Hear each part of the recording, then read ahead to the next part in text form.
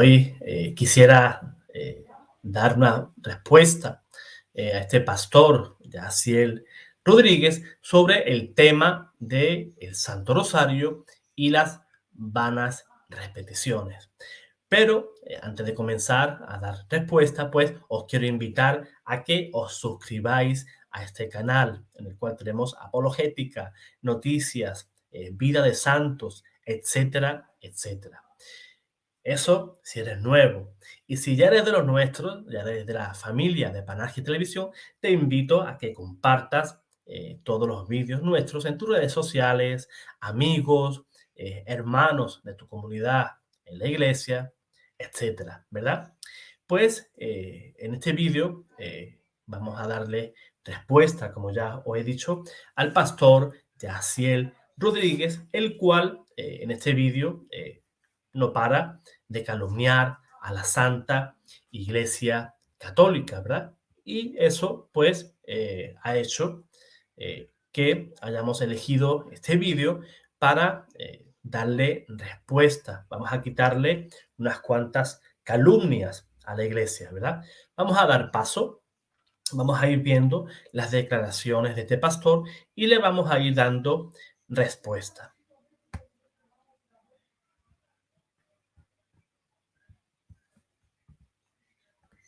Enseña a la gente a aprenderse varios rezos o repeticiones de oraciones, uno para cada situación y uno para cada virgen o santo. Incluso dicen que todo cristiano tiene que rezar más de 7 rezos aprendidos al día para poderse conectar con Dios. Tienen un rezo para decir que creen en Dios, en la Santa Iglesia Católica y en la Santísima Virgen María. Ahí, como estamos viendo, pues está criticando nuestro credo, ¿verdad? Nuestra profesión de fe cuando decimos creemos en el Espíritu Santo, la Santa Iglesia Católica, la comunión de los santos, ¿verdad? Todo eso que decimos nosotros en la Santa Misa, en nuestra profesión de fe, el credo. Y él ataca el corazón de la fe del católico. Esa es una oración, pero también es nuestra profesión de fe. El católico dice en quién cree y en quién tiene la fe. Pero fíjense que él no ha querido comenzar por el principio, ¿verdad? Yo creo en Dios Padre Todopoderoso, Creador del cielo y de la tierra. Creo en Jesucristo, su único Hijo, nuestro Señor, ¿verdad? Ahí estamos declarando que Jesús es nuestro Señor. Para aquellas personas que dicen que los católicos no tenemos a nuestro Señor Jesús como nuestro Señor. Claro que sí, y mucho más antes que ello, ¿verdad? Hace ya 2000 años que vamos declarando lo mismo, que nuestro Señor Jesús es nuestro Señor.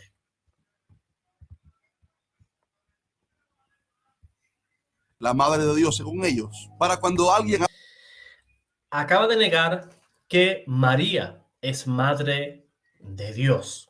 María, por supuesto que es madre de Dios. Y lo dice el Espíritu Santo por boca de su prima, Santa Isabel. ¿Cómo es que viene a mí a verme la madre de mi Señor? Señor con S mayúscula. O sea, ese Señor no es no es una simple formalidad, ¿verdad? Como cuando recibimos una carta del banco, ¿verdad? Señor, ¿verdad? Sino que está declarando que ese que lleva ahí dentro de su vientre es el Dios de Israel y el Espíritu Santo, pues no se le caen los anillos y declara a María como la madre de nuestro Señor. Recordemos que ya en el concilio de Éfeso, la iglesia proclamó como dogma la maternidad divina de María en contra de los herejes, ¿verdad? Como Nestorio, que negaba que María fuera verdaderamente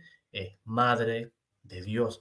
¿Para qué? Pues no fue para enaltecer la figura de María, engrandecerla, declararla una diosa, sino todo lo contrario, sino para que la iglesia pusiera en claro quién era su hijo, Jesús, si era un hombre o si era simplemente Dios o era Dios hecho hombre, ¿verdad? Esa unión hipostática, ¿verdad? Jesús hecho Dios hecho hombre en la figura humana de Jesús. María parió a un hijo, ese hijo es Dios, pues María es madre de Dios. No decimos que María le diera la divinidad a Jesús, sino que María en el tiempo fue la mamá de Jesús, aquella que le dio toda la humanidad, todo el ADN de Jesús, toda esa carne, esos huesos, sangre, tendones, todo eso salió del vientre virginal de María. Ha pecado, se le enseña a las personas que deben orar un rezo parecido a este. He pecado, he pecado, he pecado. Por eso le ruego a la Santa María, siempre Virgen, a los ángeles y a los santos. Ahí está atacando este señor a una parte de nuestra liturgia, ¿verdad? De la Santa Misa. El yo confieso, ¿verdad? Yo confieso ante vosotros, hermanos, que he pecado mucho de pensamiento, palabra, obra y omisión, por mi culpa, por mi culpa, por mi gran culpa, ¿verdad? Este señor trata de atacar a la iglesia, trata de atacar cualquier tipo de oración, ya sea esa oración dentro de la liturgia de la iglesia. O sea, este señor trata de atacar a la iglesia de todos los francos. Intercedan por mí a Dios. También tienen el rezo del Ave María, donde le piden que interceda por ellos ahora y en el día de la muerte. Y la llaman a ella nuestra abogada delante de Dios.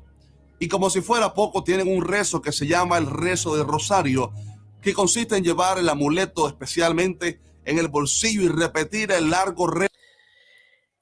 Este señor nos acaba de acusar de superstición. Dice que el rosario que lo tenemos como si fuera un amuleto. Pues la Iglesia Católica no enseña que eso sea un amuleto. Y en el numeral 2117, la Iglesia dice que llevar amuletos es totalmente reprensible. O sea, la Iglesia no nos dice que debemos de llevar amuletos, sino que la iglesia prohíbe a los cristianos poner su fe en la materia en el que está hecho, sino que nuestra fe está puesta en aquel que es el creador, autor de esa misma materia. Pero no tenemos la fe puesta en el material. Eso lejos de nosotros. Rezo de más de 15 minutos al día, porque supuestamente ese amuleto te guarda de los demonios, te guarda de no ir al infierno y te acerca más a Jesús a través de la Virgen María. Claro, en el rezo piden que el rosario de María les libre de todo mal. En medio de todos estos rezos, obviamente hay errores doctrinales muy graves. Por ejemplo, ningún objeto físico puede guardarte de los demonios ni del infierno. La Biblia dice que las armas de nuestra milicia no son carnales, o sea, físicas, sino poderosas en Dios para la destrucción de fortalezas. Ni siquiera la Biblia como libro tiene poder, son sus palabras las que tienen poder. No hay ningún tipo de amuleto, de objeto que pueda guardarte de los demonios y mucho menos del infierno. Lo que nos salva de los demonios, del infierno, se trata de la sangre de Jesucristo, que se cree simplemente a través de la fe, no a través de ningún amuleto u objeto físico. Nuestras armas son espirituales. La salvación es solo por fe en Jesucristo.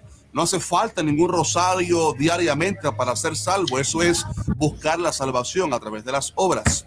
También conocemos. Aquí acaba de negar este pastor el tema sobre las obras. Él solamente dice que somos salvos por la fe. O sea, su fe es una fe egoísta. Él simplemente creyendo en Jesús, pues ya es salvo. Si mañana él se entera que su vecino le falta unos zapatos, él seguramente no le va a tocar la puerta para darle unos zapatos suyos, porque él es salvo por la fe. Es una fe egoísta. Además de ser una fe que está realmente muerta, según la epístola de Santiago, en el capítulo 2, versículo 17, donde el apóstol, a través de su pluma, nos enseña que una fe sin obras es una fe que está realmente muerta.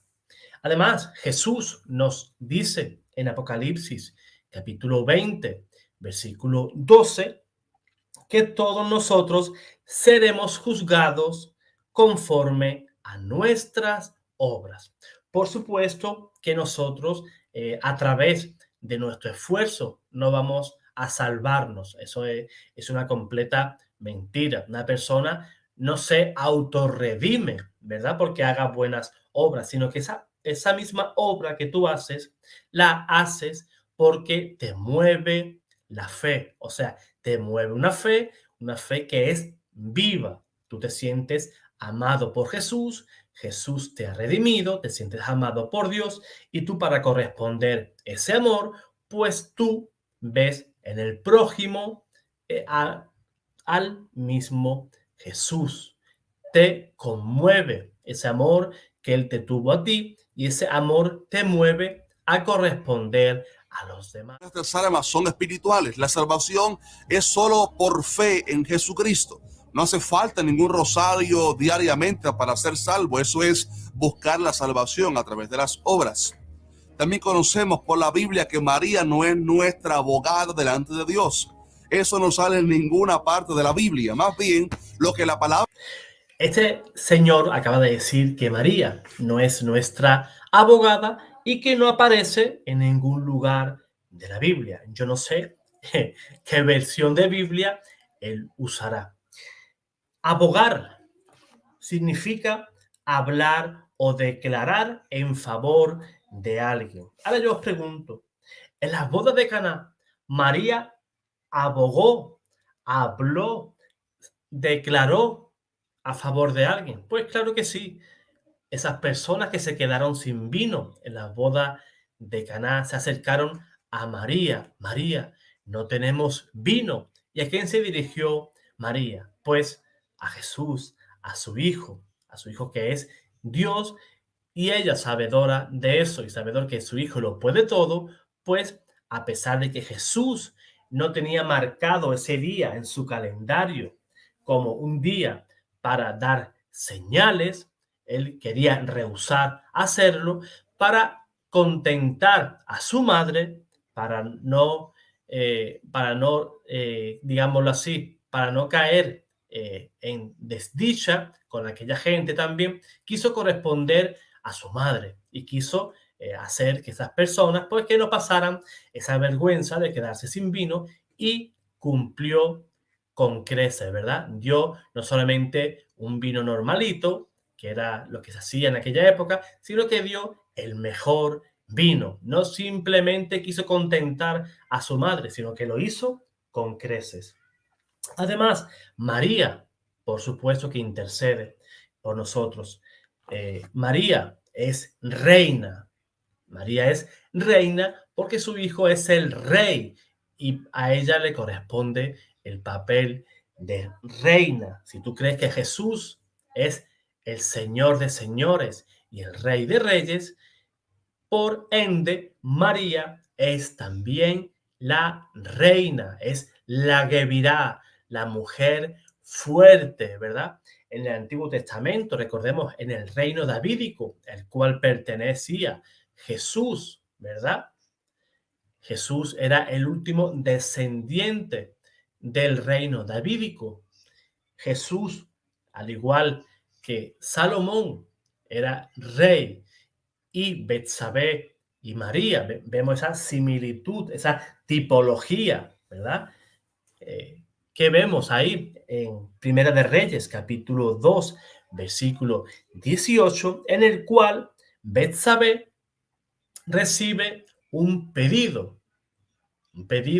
que debe llevar a su hijo, que era el rey. ¿Y por qué estas personas no se iban directamente al rey? Porque sabían que el rey no le iba a oír, sino que tenía que ser la reina la que llevara esa petición directamente al rey. Por eso nosotros los católicos somos listos, somos inteligentes y pensamos que, por supuesto, le podemos pedir a Jesús, pero cuando le hacemos esa petición a María, María, con sus santas manos, les presenta nuestras oraciones a su hijo y las pone a sus pies, ¿verdad? Y nosotros, que llevamos ya 2000 años en esto, nos llevamos 2 días, 10 años, 20 años, sabemos que María presenta nuestras oraciones a nuestro Señor y sabemos que serán escuchadas.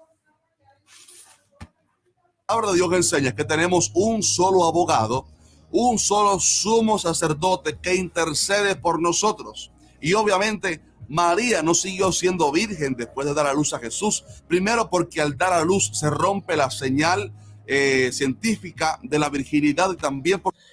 O sea, este señor acaba de soltar por su boca una enorme herejía.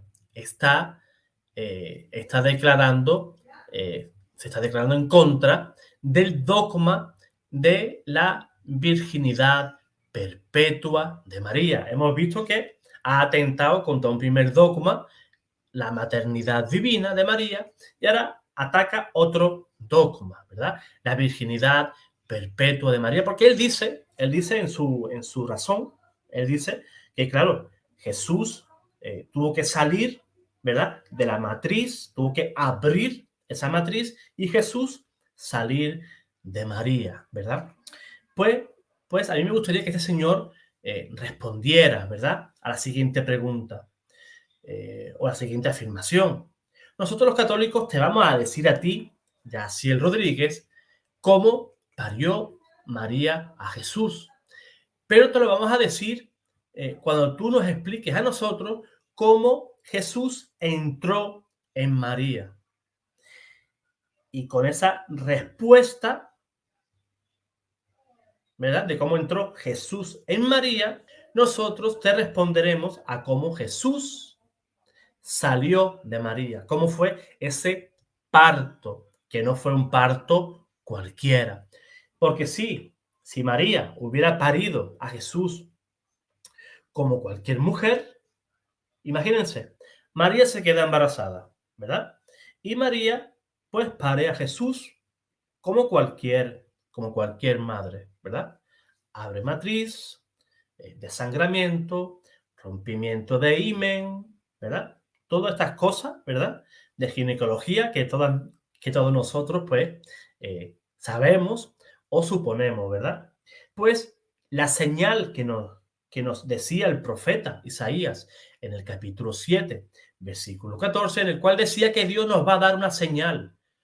Una virgen, ¿verdad? Va a dar a luz a nuestro Redentor. O sea, si fuera como este señor dice, Yaciel Rodríguez, entonces, ¿dónde está la señal? ¿Cómo puedo yo reconocer? ¿Cómo puedo yo reconocer en Jesús que Jesús sea el Mesías prometido por Dios? No tendría forma. No tendría forma de saberlo porque no tengo esa señal. Ahora, si hay una mujer que después de parir a Jesús, vamos a usar esa palabra, si Jesús, después de haber salido del vientre de María, hubiera eh, nacido como cualquier varón, como cualquiera de nosotros, entonces esa señal se perdería. Pero si existiera esa señal, pero una señal que perdure en el tiempo, ¿verdad? Esa señal tuvo que haber durado toda la vida de María, porque tiene que ser una señal visible. O sea, esa mujer, después de dar a luz, debe de seguir siendo virgen.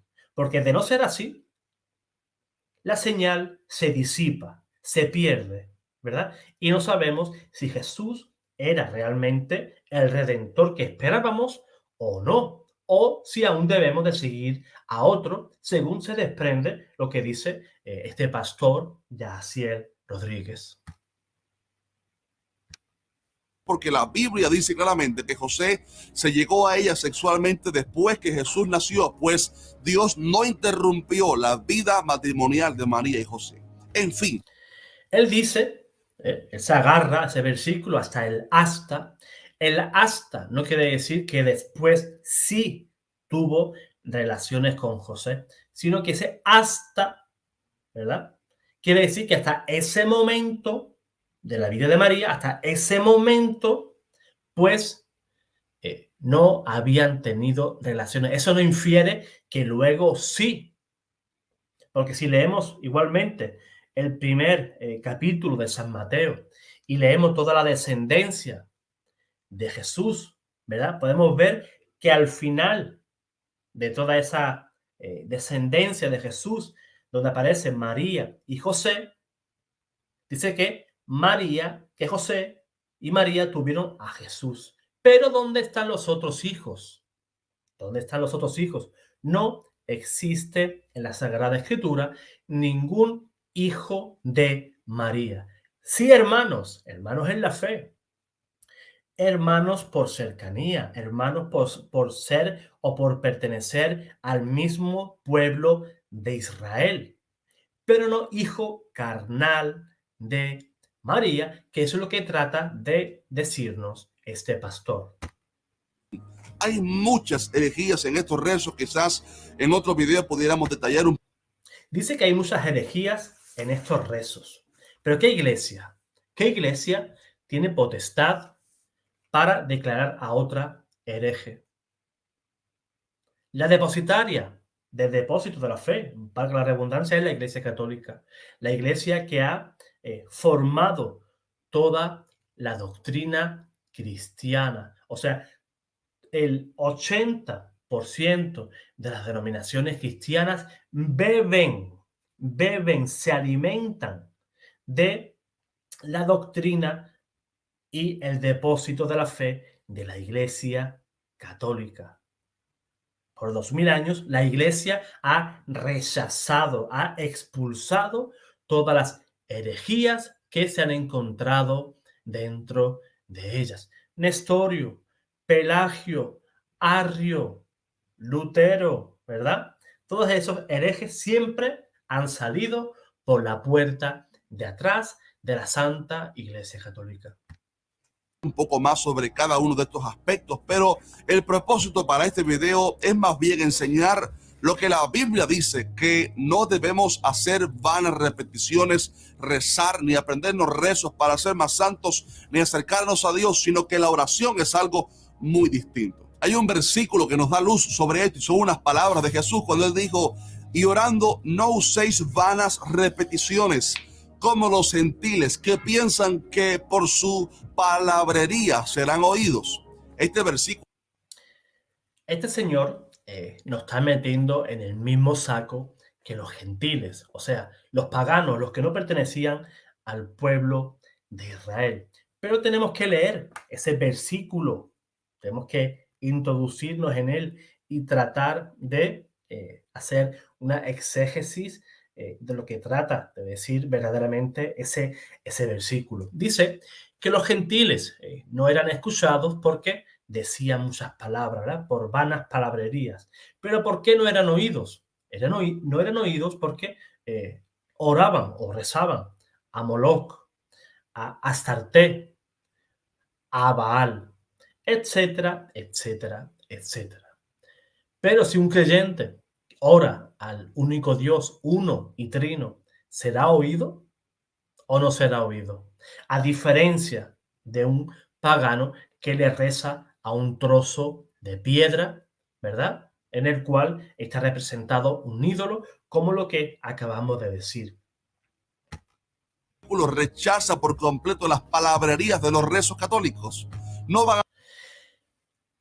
Palabrerías hacemos los católicos porque dicen que repetimos las mismas palabras. Pues Jesús era católico.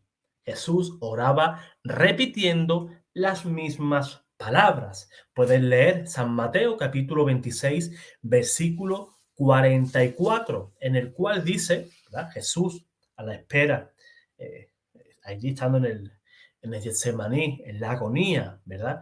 Nos dice San Mateo que Jesús dejó a los apóstoles y se fue a rezar por tercera vez, repitiendo las mismas palabras. Ahí lo tienes en San Mateo, capítulo 26, versículo 44.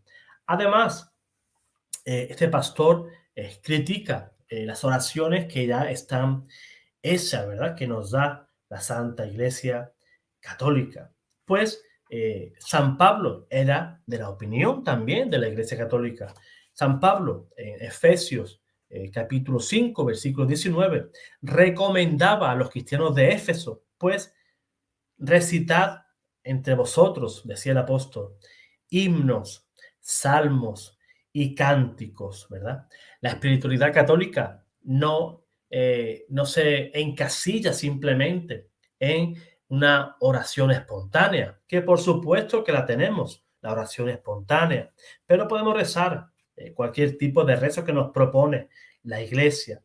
También la oración espontánea, como acabamos de decir, la lectio divina. ¿Qué es la lectio divina? Pues es coger un pasaje de la Biblia y contemplarlo, ¿verdad? Ver los personajes, ver la situación, ¿verdad? Todo lo que podamos sacarle de jugo a ese versículo y traerlos a nuestra vida. Tenemos también el rezo de la liturgia, de las horas. Tenemos los salmos, ¿verdad? Las jaculatorias, ¿verdad? Son oraciones cortitas. Ay, Dios mío, ¿verdad? Son pequeñas oraciones cortitas que podemos hacer y que brotan del mismo corazón cuando nos vemos en cualquier tipo de peligro o en cualquier momento. Van a ser más santos por decir el mismo rezo todos los días. La oración es muy sencilla, es una conversación que uno tiene con Dios. Esta es una de las bellezas de la oración, que podemos hablar con Dios como un amigo. Por ejemplo, la misma oración del Padre Nuestro, muchas veces los mismos cristianos lo toman como un rezo que tiene que decir al comenzar las oraciones o decirlo todos los días, pero esto es incorrecto. En ninguna parte de la Biblia se nos enseña que el Padre Nuestro es algo para pedirlo todos los días, sino que simplemente fue una... Tampoco existe un versículo donde diga que no lo debemos de rezar. Es la oración. El Padre Nuestro es la oración por excelencia del cristiano. Recordemos que los primeros cristianos se querían diferenciar de los judíos. Los judíos rezaban todos los días los 150 salmos y los cristianos en la iglesia primitiva oraban 150 Padres Nuestros. No uno, ni dos, ni tres, 150 Padres Nuestros. Este señor tiene una iglesia en Miami, ¿verdad? El pastor Yaciel Rodríguez. Y él seguramente sabrá hablar perfectamente inglés. Y él debe de saber que el inglés es bastante parco en sinónimos. En español podemos decir perfectamente voy a rezar, voy a orar. Y la palabra es sinónima y no tenemos ningún problema, ¿verdad? Pero los anglosajones tienen una palabra, se llama pray, que se puede usar tanto para decir que voy a rezar como que voy a orar, ¿verdad? No tienen en su idioma esa cantidad de sinónimos que sí tenemos nosotros, los que hablamos en español. Y entonces cuando una persona de habla inglesa quiere decir voy a orar, debe de decir voy a rezar, voy a pray, ¿verdad? Usan la misma palabra para ambas acciones que son sinónimas. Guía que Jesús dio a sus discípulos y también a nosotros sobre cómo deben ser nuestras oraciones, a quién se le debe orar, cuáles deben ser nuestras peticiones, pero nunca se puede convertir el Padre Nuestro en un rezo o en algo que debemos aprenderlo para decirlo todos los días o usarlo al comenzar nuestras oraciones, porque si no se vuelve simplemente una palabrería, una vana palabrería, y Dios no escuche nuestra oración por la cantidad de palabras que digamos o porque digamos rezos. Él simplemente mira el corazón de una persona arrepentida. En una ocasión Jesús hizo la historia sobre un fariseo que entró al templo para orar a Dios y decía el mismo rezo todos los días: gracias porque no soy como esta gente pecadora, yo sí doy diezmo de todo, yo sí hago todo bien. Pero había al lado de él un hombre. Ahí acaba de mentir el pastor Yaciel Rodríguez como un bellaco. Acaba de decir que ese fariseo hacía oraciones repetitivas. Él hace alusión al pasaje de San Lucas, capítulo 18, versículo 11, ¿verdad? Ahí no dice que, que el fariseo hacía vana palabrería, sino que el fariseo simplemente se echaba flores a sí mismos. Vamos a seguir escuchándolo y vamos a darle respuesta. Republicano, un pecador que vino y con oración muy sencilla dijo: Dios, dice que se golpeaba el pecho como señal de que se sentía triste, avergonzado, arrepentido. Decía: Dios, apiádate de mí, que soy hombre pecador. Una oración sencilla, una oración genuina. No fue un rezo aprendido, no fue un rezo que tuvo que comprarlo, no fue un rezo que tuvo que aprendérselo para poder llegar a Dios. Él simplemente llegó con la actitud correcta, un corazón contrito y humillado. Dice la Biblia que un corazón contrito y humillado Dios no desprecia. No se... Lo que nos quiso enseñar nuestro Señor Jesús con ese pasaje del fariseo y el publicano era lo mismo que explicaba nuestro Señor en San Mateo, capítulo 23, versículo 12, en el cual el Señor decía que quien quiera enaltecerse será humillado y quien se humille, pues será enaltecido. La actitud del fariseo, como la de muchos protestantes, es la de decir que da el diezmo, que no cometen pecados como los católicos, ¿verdad? Sino que ellos no tienen pecado. Y el fariseo, al igual que el católico, pues se declara pecador. Y quien me diga mentira, pues retroceda en el vídeo en el cual Yaciel Rodríguez nos critica por hacer la oración del yo confieso en la Santa Misa, donde todos los católicos en público nos declaramos pecadores. Yo confieso ante vosotros, hermanos, ¿verdad? Nos declaramos ante todos los hermanos y ante Dios Todopoderoso que hemos pecado de pensamiento, de obra y de omisión. Nos declaramos culpables. Que un evangélico, un protestante me diga que los católicos somos pecadores, pues no ha descubierto absolutamente nada. Pero nosotros nos declaramos pecadores y luchamos contra ese pecado. Lo que no es correcto es decir que no se tiene pecado, porque claro, si dices que no tienes pecado, pues no vas a luchar contra esos pecados que aunque tú los niegues, pues sí los tienes. Falta un rezo, repetir un Ave María, repetir un rosario para que Dios nos escuche, mucho menos repetir lo mismo varias veces al día, aunque fuera el Padre Nuestro. La oración es algo genuino, es algo vivo, es algo que sale del corazón. Esa es la gran diferencia entre rezar y orar. Rezar es repetir lo mismo, aprenderse una oración y repetirla todos los días.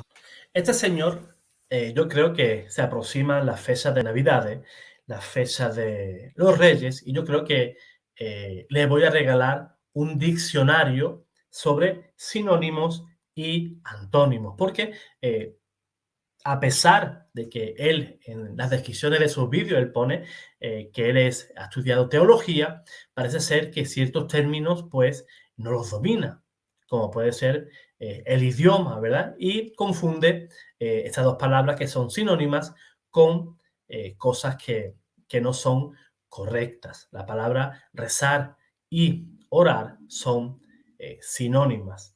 Así que espero, hermanos, que a través de este vídeo hayan quedado respondidas todas esas dudas sobre las repeticiones en nuestras oraciones, esos ataques que nos hacen los protestantes, en el cual nos dicen, nos atacan y nos calumnian, diciendo que esas vanas repeticiones, pues, no son correctas y usan el capítulo 6 de San Mateo para tratar de confundirnos, ¿verdad?